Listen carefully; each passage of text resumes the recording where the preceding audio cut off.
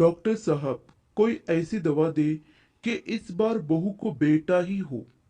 एक सास डॉक्टर के पास गई और डॉक्टर से कहा, डॉक्टर साहब, कोई ऐसी दवा दे दो कि इस बार मेरी बहू को बेटा ही हो। इसे पहले ही दो बेटियां हैं, अब तो बेटा ही होना चाहिए। डॉक्टर ने उत्तर दिया, मेडिकल साइंस में ऐसी कोई दवाई नहीं है। सास ने कहा, तो फिर किसी और डॉक्टर के बारे में बता दीजिए। डॉक्टर ने कहा, आपने शायद मेरी बात गौर से सुनी नहीं। मैंने ये नहीं कहा कि मुझे दवाई का नाम नहीं पता। मैंने कहा मेडिकल साइंस में ऐसी कोई भी दवाई नहीं है। लड़की का ससुर भी साथ ही था, कहने लगा, लेकिन वह डॉक्टर तो। डॉक्टर ने ससुर की बात काटते हुए कहा, वह नकली डॉक्टर होगा। इस तरह के दावे सिर्फ ढोंगी बाबा, नकली डॉक्टर और नकली हकीम ही करते हैं। वह सब फ्रॉड होते हैं। इतने में यह बात सुनकर लड़की का पति भी वहां आ गया और कहने लगा, तो क्या अब हमारी पीढ़ी आगे नहीं बढ़ेगी?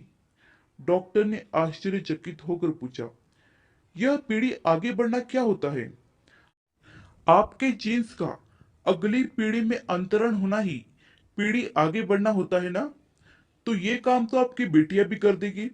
बेटी की ही आवश्यकता क्यों है? आप तो एक साधारण मनुष्य हैं। आपकी पीढ़ी में ऐसी क्या बात है जो बेटे के होने से ही आगे बढ़ेगी? ससुर ने कहा, मैं समझा नहीं। डॉक्टर ने बताया, साहीवाल दूध देने वाली गायों की एक विशेष नस्ल है।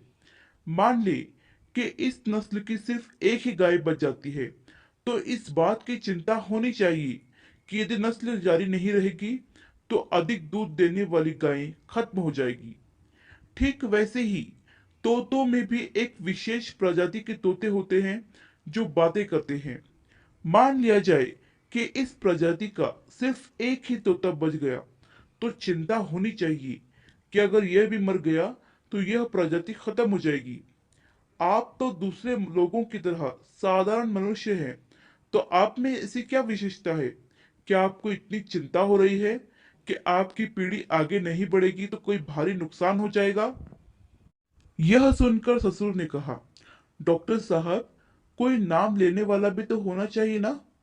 इस पर डॉक्टर ने ससुर से यह प्रश्न किया, क्या आपको आपके परदादा, उनके पिता और उनके दादा का नाम पता है? ससुर के पास इस प्रश्न का कोई उत्तर नहीं था।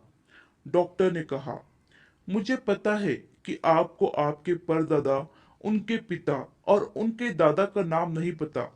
जिस तरह आपको चिंता हो रही है कि आपका नाम लेने वाला कोई होना चाहिए, ठीक वैसे ही आपके परदादा को भी यही चिंता हुई होगी।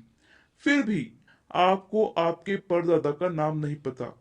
ठीक वैसे ही जब आप मर जाओगे तो आपका नाम कोई लेगा या नहीं लेगा, इससे आपको क्या फर्क पड़ेगा?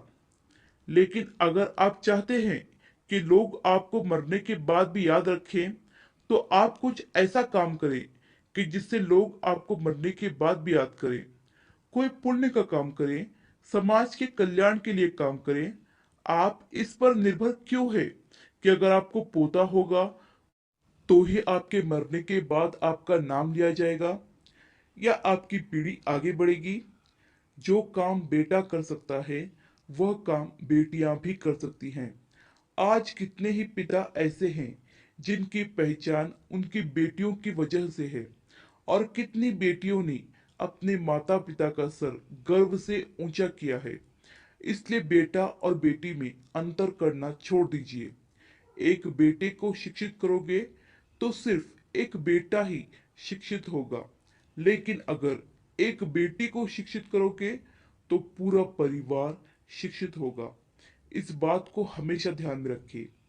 डॉक्टर की बात सुनकर लड़की के सास, ससुर और पति को अपनी गलती का एहसास हो गया और वह चुपचाप वहां से चले जाते हैं।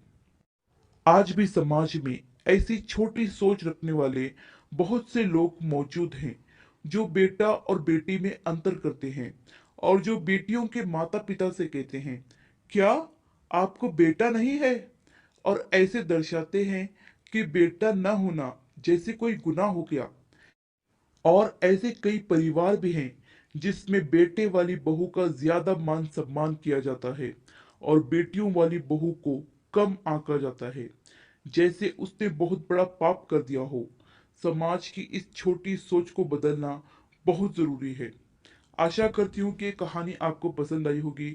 चैनल पर नए हो तो चैनल को सब्सक्राइब जरूर कीजिए। इस कहानी पर आपकी क्या राय है हमें कमेंट करके जरूर बताइए, और कहानी को लाइक और शेयर करना तो बिल्कुल भी ना भूलिए। कहानी सुनने के लिए आपका बहुत बहुत धन्यवाद।